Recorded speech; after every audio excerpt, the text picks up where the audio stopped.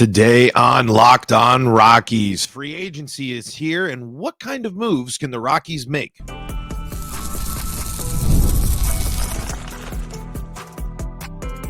You are Locked On Rockies, your daily Colorado Rockies podcast, part of the Locked On Podcast Network, your team every day.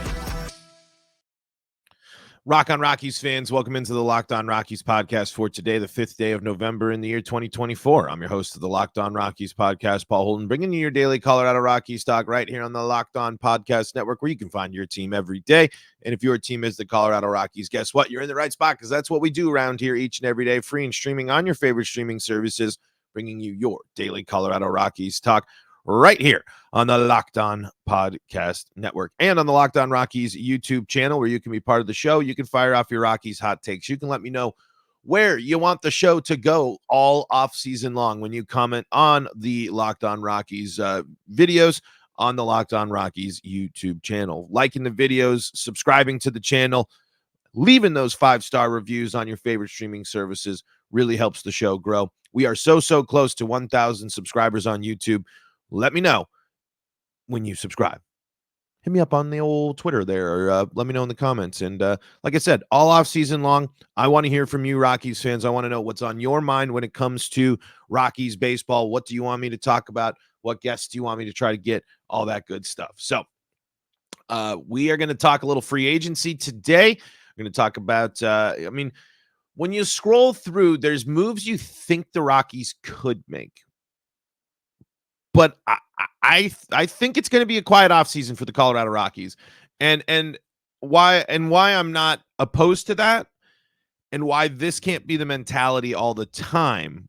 But 2025 is an interesting year. Get into that and more here in just a second. But before we do, today's episode is brought to you by FanDuel. You can start the season with a big return on FanDuel. New customers can place a $5 bet, and you'll get started with $150 in bonus bets if you win your first $5 bet. Visit FanDuel.com to get started.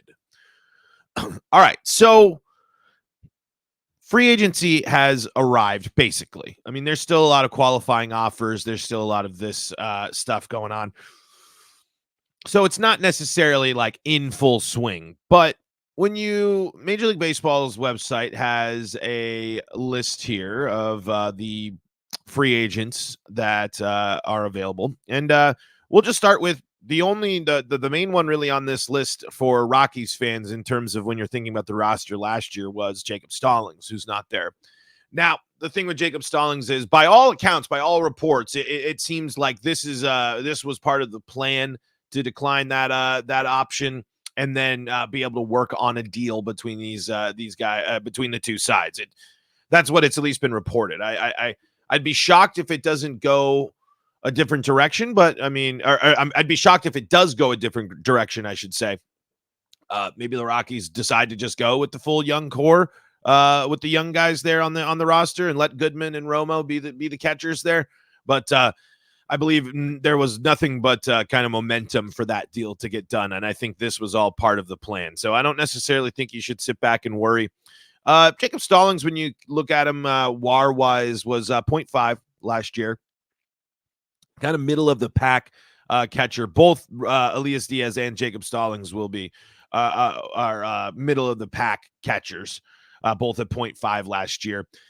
So they kind of make up the middle here with Austin Hedges and Yan Gomes kind of being the top and the bottom of that middle part of the pack again.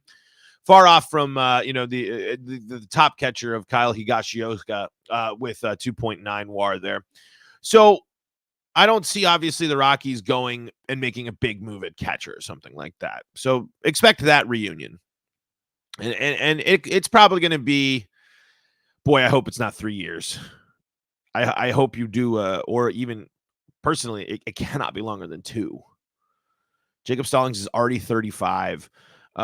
You've given Romo and Goodman at least time at the major league level. You're expecting that both of them hopefully are also doing the same there. Goodman's kind of an interesting spot. How much catching time specifically is he going to get next year? So the Stallings contract will be an interesting one, and it will directly impact the development of Hunter Goodman, especially, and Drew Romo. I mean, I can see a world where Drew Romo doesn't start the season up with the Rockies, starts the season at AAA.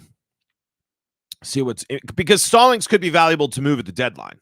Maybe even with a team-friendly deal with that. So it might. I don't know why you would only do a 1-year deal and decline the option, but maybe it's a little money thing that you can work out and negotiate, whether it be saving some money or Stallings himself wanting a little more.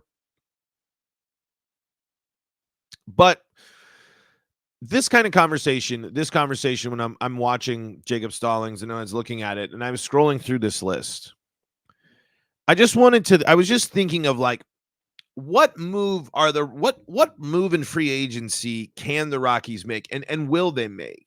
Because it's a question of how much can we bank? How much do we have to bank on development?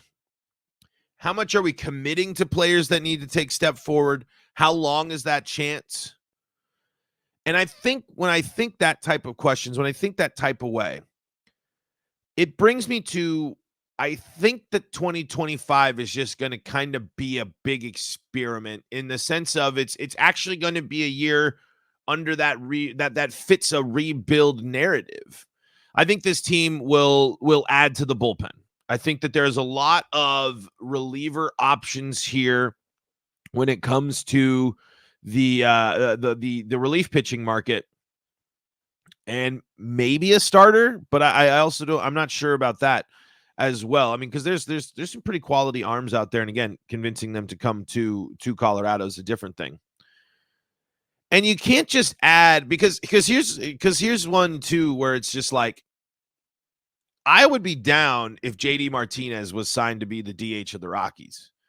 But I don't think it works when you have JD Martinez and Chris Bryant at the same page here, because it's, all right, would you add Martinez and Cape and they'll just rotate and their whole job is to DH? That kind of gets in the way and gets in the way of Martinez getting consistent at bats and being able to get in a rhythm that I think is important for DHs. I think if you're going to be a solid DH, you need to hit just all the time. You need to be consistently in the lineup to make sure that you're able to stay in your rhythm throughout the season. So to kind of circle back, it's left field. You're really hoping Nolan Jones bounces back, right? I mean, I think that's the main focus for left field for the Rockies next year, is a healthy Nolan and a healthy Nolan Jones that comes back and gives you what he did that first season. Center field's obviously already taken up by Brenton Doyle. You're certainly probably interested in adding there, but I believe technically Sam Hilliard's still on the team. I think. Let's see here. Yeah, it still says that he's still listed as a member of the Rockies right now. So I don't think that, so you have him for backup there. But right field is the interesting one, because when you look here, it's kind of funny when you look at this list, because the Rockies aren't going to make any of these deals. Juan Soto, Anthony Santander, even though Juan Soto did say he's open to all 30 teams. Hey, if you can get a Juan Soto deal done, you get a Juan Soto deal done. I'm going to put the likelihood of the Rockies or the even coming close to being in the stratosphere of a Juan Soto deal at like a 0.000000001% chance. Technically, there is a chance. He said all 30 teams. So there you go. Anthony Santander got a qualifying offer. Teoscar Hernandez will definitely be a Dodger again. There's no doubt in my mind. Max Kepler, Jason Hayward, and Randall Grichuk. I mean, all of these guys were above WAR players last year. Grichuk, I'm sure, has no interest in returning to the Colorado Rockies. I'm sure he's trying to find his way on a playoff team where he can kind of, help after showing that he can do some stuff. And again, are the Rockies going to go after a 35-year-old Jason Hayward and a 32-year-old Max Kepler for right field when you have a slew of younger guys that you're trying to figure out what you have there? And then the only question, I guess, would be, are the Rockies going to fully buy into Amador if Brendan Rodgers is traded? Because I I don't think McMahon's going anywhere. I don't think Ryan McMahon, I don't think McMahon will be certainly not traded this offseason. I think the ship has just about sailed on a Ryan McMahon trade. The contract isn't super duper long. It's not super duper expensive. He at least contributes in a positive way to the team. The Rockies really like him. He really likes being here. I don't think there might be a deal. There could be a deal done that moves McMahon. So you're not looking at third base. You're obviously not looking at shortstop. Second base is really the only position in the infield that you're looking at and saying, okay, possibly you're going with there. But if you're already going to embrace Nolan Jones in left, and if you're already going to embrace young guys in right, why not just let Amador go get the reps? Especially if your plan for this season is only going to is a half the season of Brendan Rodgers and flipped at the deadline. And then first base, I don't think the Rockies are going to – I think the Rockies have not only Michael Toglia, but Chris Bryant will play there. If they're going to have him play in the field, then that makes sense. So really the one that makes the most sense is the Rockies going after a bullpen piece. Because again, they're going to commit to the rotation. They're going to believe they believe in Herman. They believe in Senzatella. They have Kyle, and we'll see who gets moved out of Quantrill and Gomber, and then of course you have Feltner, and others there in the rotation there. Other young guys that you want to that you're interested in using. But the pitching market is pretty interesting. I mean, it's an interesting spot where there are a lot of solid pitchers, but most of the solid pitching is on the older side, except for the case of obviously Corbin Burns, who's only 30 and I'm assuming ain't going anywhere. Blake Snell is a free agent. I'm not going to come to the Rockies, but there are some interesting pitchers up here that are free agents that are going to make it interesting. Like, what is Justin Verlander going to get being 42 years old this season? Still finishes with a 4.0 ERA. Like, what does that look like? What does a Shane Bieber contract look like? Like, what does a Kyle Hendricks contract look like? What are these pitchers really looking at in this situ or this part of their careers? We'll take a look at the relievers here and talk a little bit more about free agency and just kind of highlighting the issues that the Rockies are facing. I don't know if is issues the right word? Challenges? Situations? Maybe situations is the right word when it comes to free agency here. We'll do that coming up next on today's episode of Locked On Rockies. Before we do that, though, got to tell you about the folks that help make this show possible, and that includes Hims. Hims has got you covered when you need to have a little support during those intimate moments that can happen spontaneously. And so, folks, your sex life is important, but your schedule is busy. You don't have the time to go to a doctor's office to get treated for ED. Through Hims, you can get a personalized ED treatment without stepping foot outside your door. Hims is changing men's healthcare by providing you with access to affordable sexual health treatments from the comfort of your couch. Hims provides access to a range of doctor-trusted ED treatments like chewable hard mints and Viagra and Cialis and their generics for up to 95% cheaper. Start your free online visit today at hims.com/lockedon. That's HIMS.com/lockedon for your personalized ED treatment options. hims.com/lockedon. The products mentioned are chewable compound products, which are not approved by or verified for safety or effectiveness by the FDA. Prescriptions require an online consultation with a healthcare provider who will determine if appropriate. Restrictions apply. See website for details and important safety information. Subscription is required. Price varies based on product and subscription plan. Folks, this is the Locked On Rockies podcast. We are your daily Colorado Rockies talk right here on the Locked On Podcast Network. I'm Paul Holden, your host of this wonderful, wonderful show. We're breaking down just not necessarily free agent targets. It's kind of where the situation that the Rockies have faced themselves in free agency, because it's hard to just sit there and say, oh, go get that guy. Oh, go get that guy. Go get that guy. When we know the money situation with the Colorado Rockies is a little shaky at the moment in terms of they've been dealt a significant blow by not having the TV deal. We don't know what the impact of being a team run by Major League Baseball and what the actual interest was in buying a Rockies subscription. I remember the beginning of the season. I remember because remember, Rockies TV wasn't announced until like right before the season or right when the season started, if I'm remembering correctly. And then on top of that, it was you were trying to get people to pay what was it, $100+ to watch 100 lost teams. You were telling people to pay $1 per loss last year. And I think a lot of people did, because there are a lot of people that like to have Rockies baseball or bought the TV package where they can watch all the other teams and had the Rockies and stuff. But I don't think the average person who became a Rockies fan or consumed their Rockies content by flipping through the channels or being bored and then seeing it there.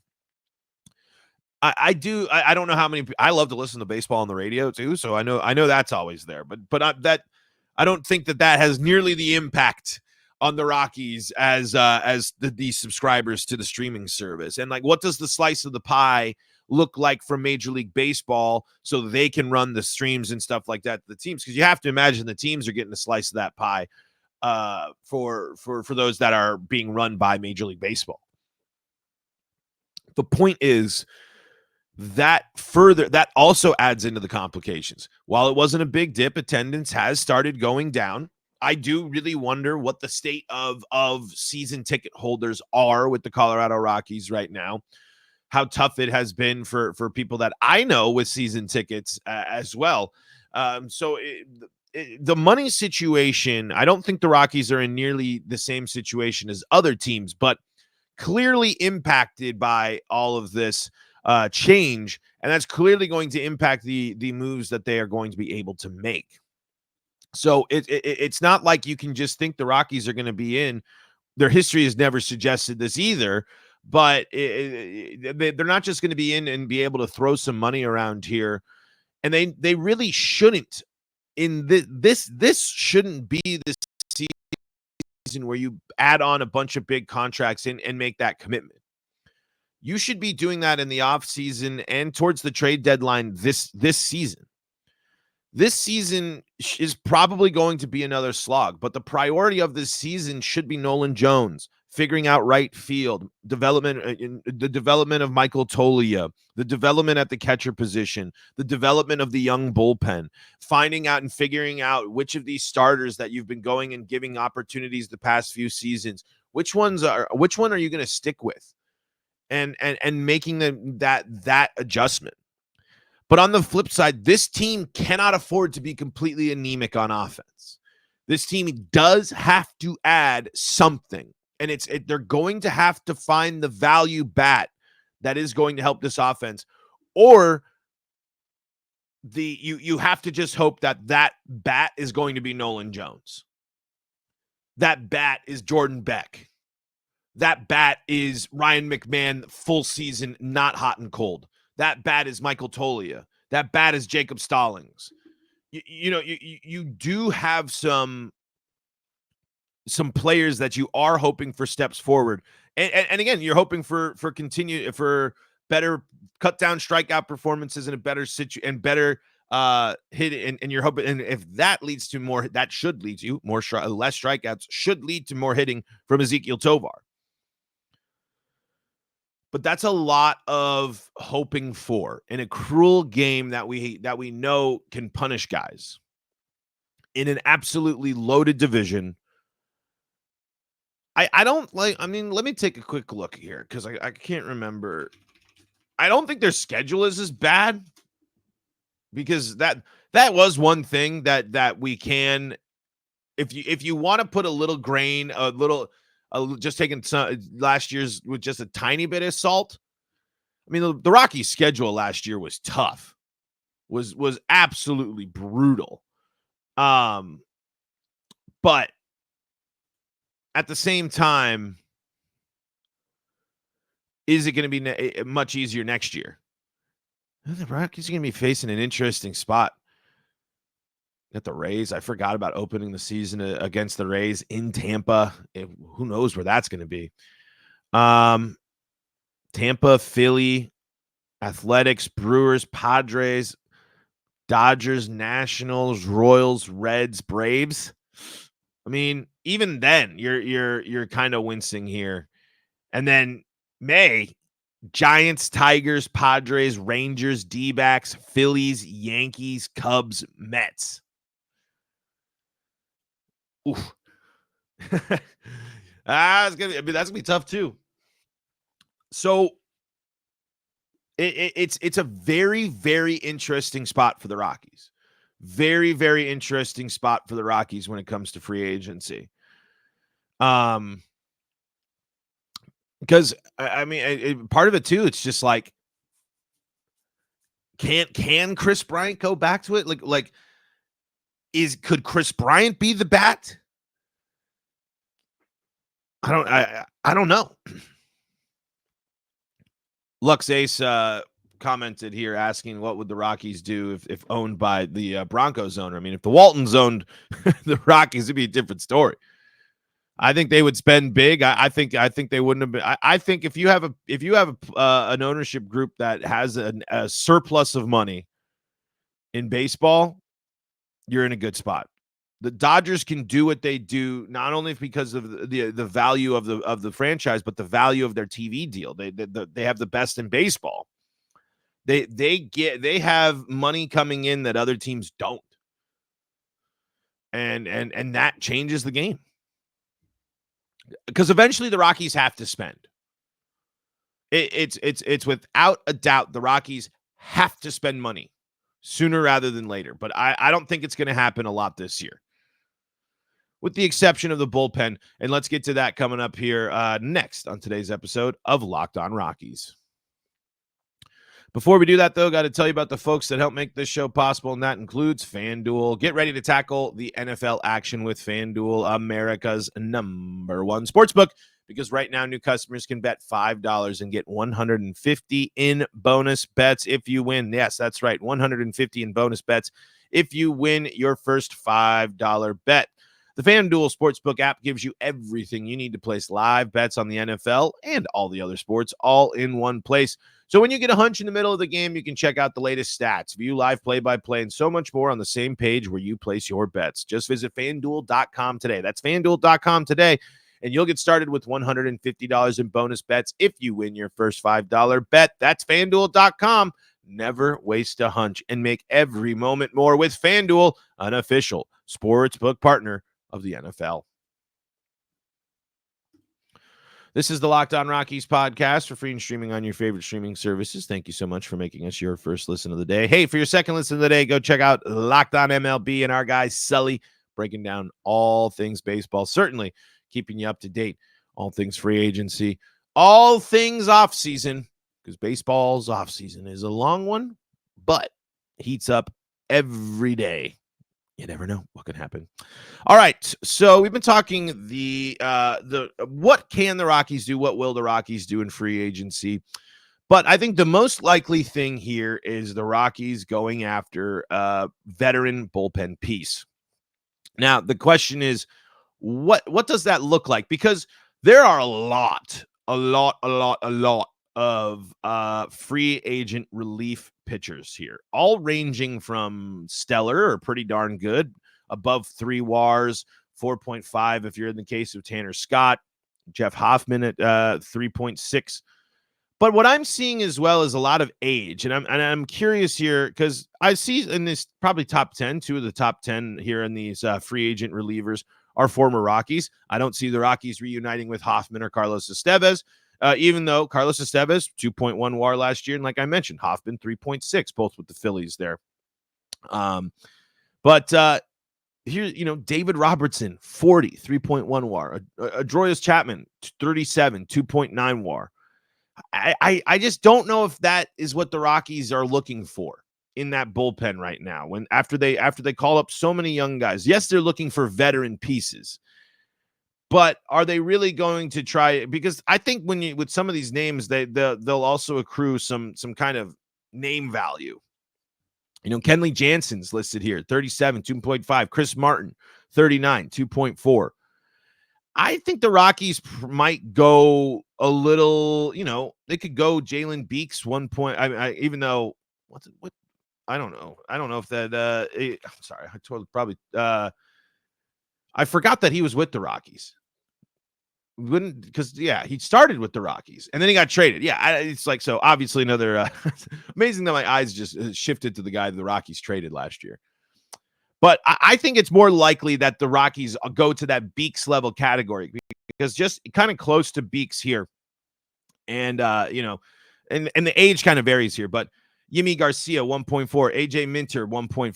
Yimi's 34. Minter's 31. Craig Kimbrell's 37, 1.3. Buck Farmer, 1.2. Paul Sewald. Some of these guys, you just have the warning signs of, are they going to work at Coors? What's going to work? What is it going to fly at Coors? Can they handle that? That might be one of the reasons they might be interested in reuniting with some of these guys. But I don't know how much Estevez and Hoffman want to return to the Rockies. So this kind of factors into the same type of situation there. But I think it makes sense to at least add on to one of these guys, or at least try to make a deal where you bring in a veteran reliever into your team. Maybe that should be part of if you do, in fact, move some of the players that have been mentioned. But there might be some here. There's such a wide range of relievers with it depends on what you're looking for, but just from a 0.5 WAR up to 1.9, just to give you range, there's probably over 25 names on this list. There are plenty of probably a lot of non-flashy but veteran options that can help the Rockies, mixed in with the fact that you do have members on your roster that you're probably going to stick with still. You still are going to figure out what you're going to do with some of the members of your roster already. Because are you going to be able to navigate everything that you want to do this season with this current roster? Are the Rockies going to be able to keep, or are they going to trust some of these options? Like what does 2025 look like for Justin Lawrence and Tyler Kinley? What they're still on the roster right now. They're still there. Jeff Criswell's there. Of course you have like all your young guys up here as well. Because Victor Vodnik's obviously going to be a part. What does Lucas Gilbreth look like in this year? There have been names that have been in this bullpen for a bit that kind of also complicate that free agency bullpen piece question. I still think the bat is the most important thing. Offense, I just don't know if you can just sit there and hope on all of these players taking steps forward. But it really truly it comes down to who are the Rockies really excited about? Who are the Rockies committed to? And what does that look like in 2025? Because that's going to have an impact there throughout the offseason. So I don't know. Kind of wishy-washy, I know. I feel like we didn't necessarily clear up a lot of things, but I think that this show or this episode kind of highlights just how kind of cloudy I'm feeling just in general about moves the Rockies could make, because it's just such a mix of possibilities and current roster, the Rockies as a whole in general and their history. This is just like an offseason in which I'm not expecting much, but things could also change quickly. I don't know. I just think at this stage, it's pretty early to tell. We'll see. I believe we've got GM meetings coming up this weekend or something, this week or something like that. So we'll see how that starts going as those meetings start heating up as well. All right, folks, that is going to do it for me today. Thank you so much for making Locked On Rockies your first listen of the day. We're free and streaming on your favorite streaming services and on the Locked On Rockies YouTube channel, where you can be part of the show. You can fire off your Rockies hot takes. You can let me know what's on your mind when it comes to the Colorado Rockies.